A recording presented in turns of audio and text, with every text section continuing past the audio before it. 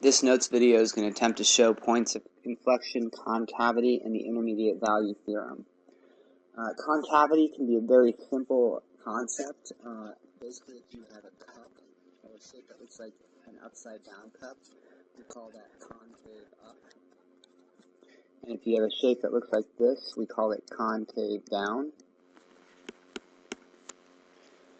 An example when this comes up in polynomials, if we see something like this, our graph is coming down here, it turns and it turns downwards. Now, on this graph, we have parts of this graph that we call decreasing. This is a decreasing part, and it stops decreasing down here at a local minimum. So let's give like the local min. This region is decreasing. Then we hit a region right here that's increasing all the way to this point, which we can call a local max. And that's increasing. I'll highlight that in blue. And I'll go back to yellow for the parts that's decreasing again. This part here would be decreasing.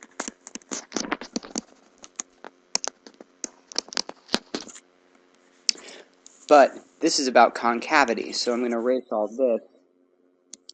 And let's look at this from a different standpoint. The concave up regions are the ones that match this cup up here. So we're talking about a region right here where everything is considered to be concave up right until you get to a point here. And on a real graph this would look a lot more clear. But this point is a point that we would call a point of inflection. Because the graph has changed from a shape that looks like a regular cup to a shape that now resembles an upside down cup. And so that would be the only point of inflection on a graph like this. If I did another graph over here and got something maybe looking a little bit like this, we have several changes in concavity. I would say there's a point of inflection here, and then here, and then here, and then maybe not there. But this would definitely be a region of concave down. This would be a region of concave up, then concave down, then concave up. Another concept that comes up is the idea of the intermediate value theorem.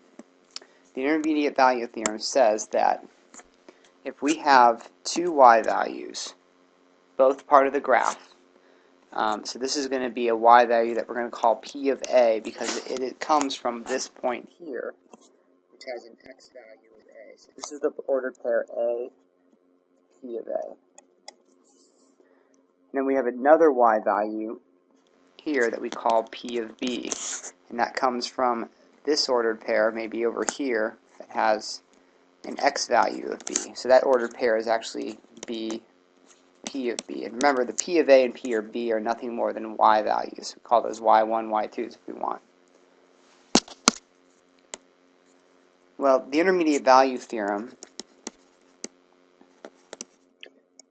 says that if this is a polynomial, and those are points on a polynomial, then somehow those have to connect. And furthermore, if we have a random point C sitting somewhere in the middle of that, there has to be somewhere in here another point, some point X,